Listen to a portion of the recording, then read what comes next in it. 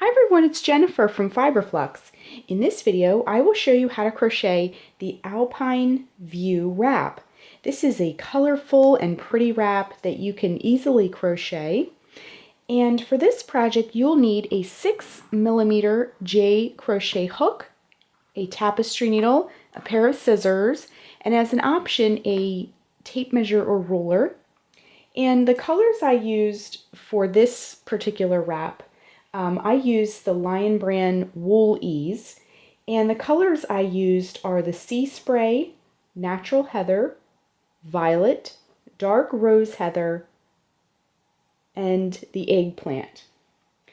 So I used, when I made mine, I made one row of each color, and I did kind of a color pattern of gradient purples and then the blue, the light blue, and then the white.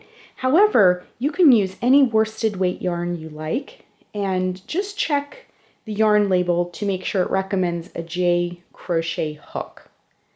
The top of our wrap, this is a triangle wrap, so the top of our wrap measures about 45 inches across the top. However, working more or less rows, you can totally customize the size of your wrap.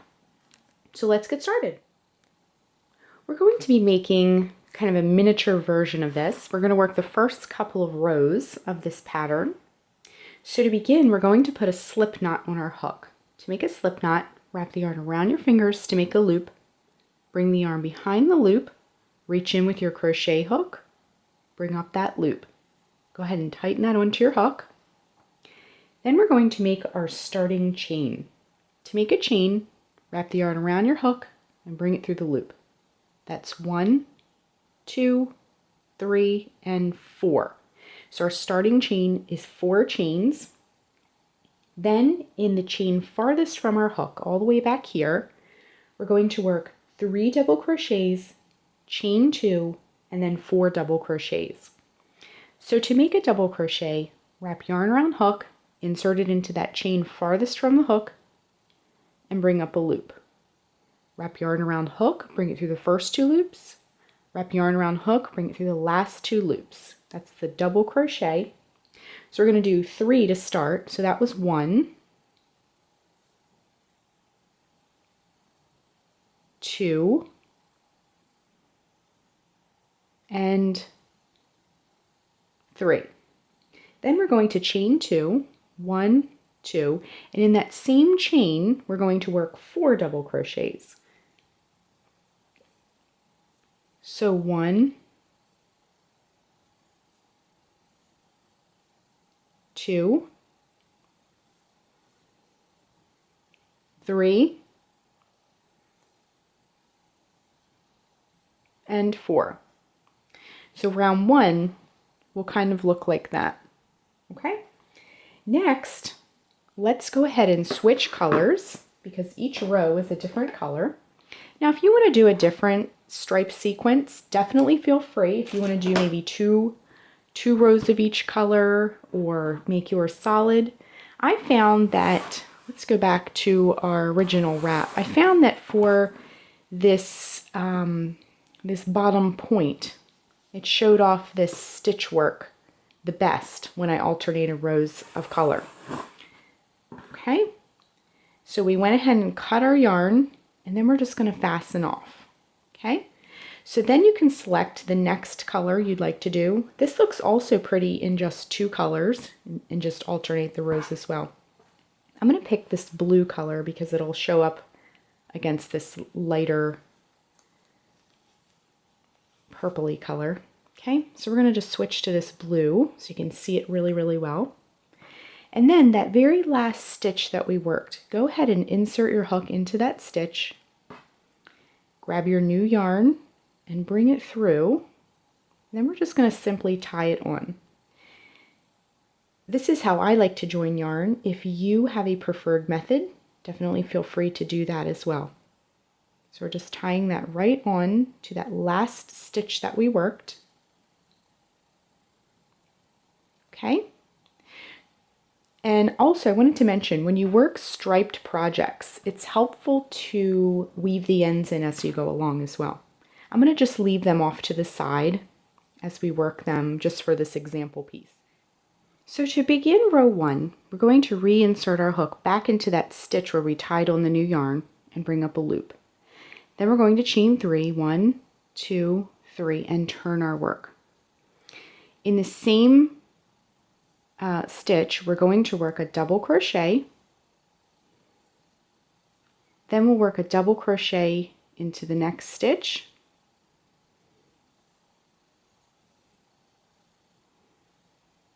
And then we're going to begin establishing this bottom point of our shawl. Okay, so we're going to work into this next double crochet, a back post double crochet. So to make a back post double crochet, wrap yarn around hook, then come in from the back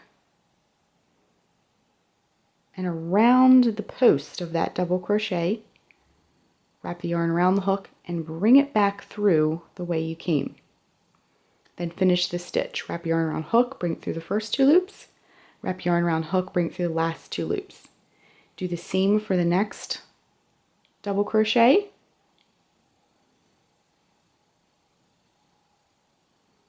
So it will look a little bit different than those first 2 double crochets that you worked.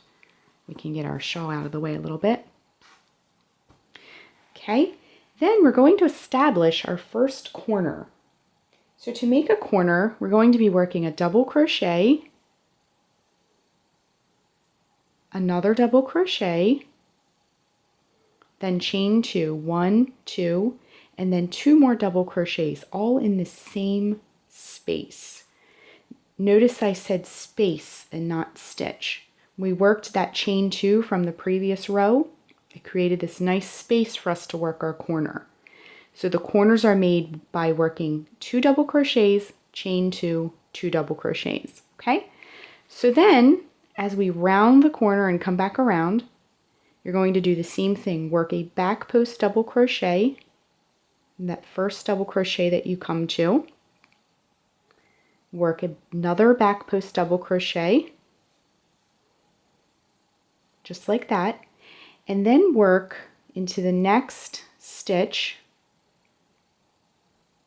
Might have to look for, it might be, sometimes when you go from a back post double crochet or any post stitch back to a regular double crochet can get a little twisted. It kind of rolls it forward. So just look for that stitch and then work a regular double crochet right into that stitch. Okay, and then we've arrived at the end here. So this turning chain from the previous row, just get a little more yarn, we're going to work a double crochet right into that top of that turning chain, just like that. So it should look like a little tiny triangle, and we're just going to keep these ends out of the way. It's helpful to weave them in as you go along when you're working multicolor projects, but we're just going to kind of get them out of the way for now. Okay, so it'll look like a little tiny triangle when you're finished.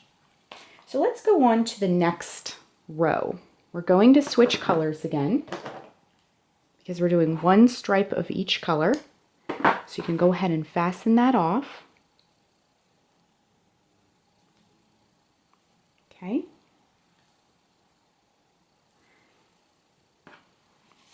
And then we're going to pick a color. I'm going to just go with the contrasting dark purple here. Okay.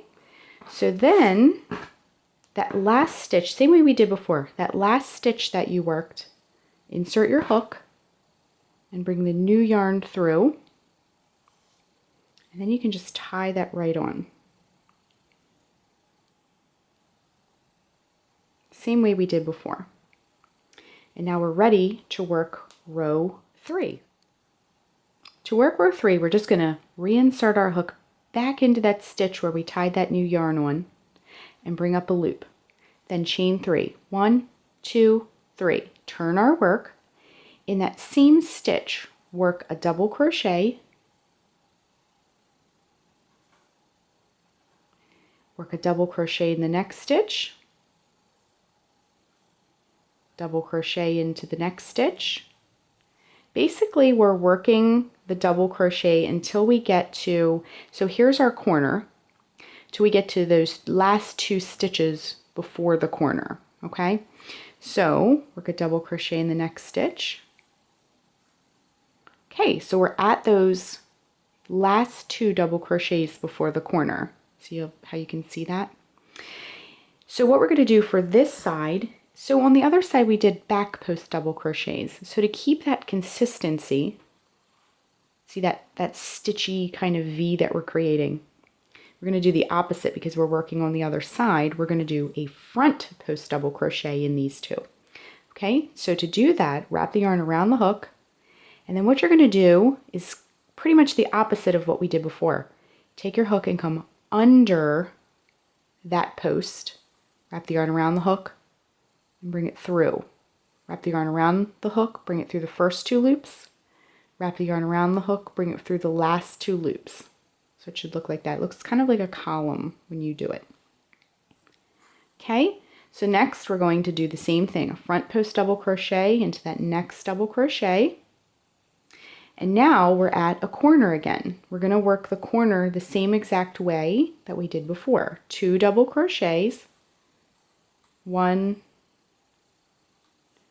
2, chain 2, 1, 2, and then 2 double crochet, 1 and 2, all in that same space, again into the space, not the stitch. Okay, so we have that next corner established.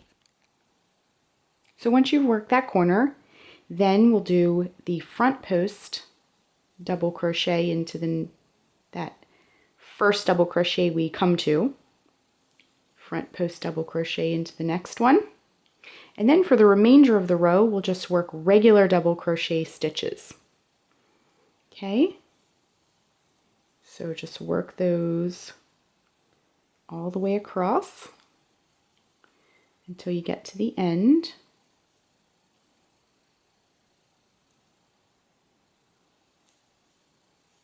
And then we'll also work a double crochet into that turning chain from the previous row the same way we did before, just to get that corner. Okay, so our triangle is growing and it looks like a little tiny shawl at this point. Okay, so what you're going to do to finish your shawl is keep repeating row 2, which we've done in the blue, and row 3, which we've done in the purple. So when you do that, your shawl, we can get our hook out of the way here, our shawl will begin to grow in height and width. So keep working rounds 2 and 3 until your shawl is as big as you'd like it to be. I worked mine until the top of mine measured about 45 inches across, and that was enough to just get it wrapped around the shoulders. If you want yours to be longer, a large full-size shawl, just keep working rounds 2 and 3, rows 2 and 3, until your shawl is as large as you'd like it to be. Once you're finished, what we can do is we can cut the yarn. We're going to pretend our shawl is finished. So we're just going to cut the yarn and fasten it off. And then just take your tapestry needle and hopefully you'll weave the ends in as you go along. I did that for the most part for this shawl because you'll have a lot of ends. I left mine hanging down for our example. But you'll just want to come in one direction with your end, come in the other direction just to get that end tucked in there, and then snip it off with your scissors, and then just kind of straighten things out. So that is how you crochet the Alpine View Wrap. Thanks so much for watching, and be sure and click the red subscribe button to get all the latest Fiber Flux video updates. Thanks again!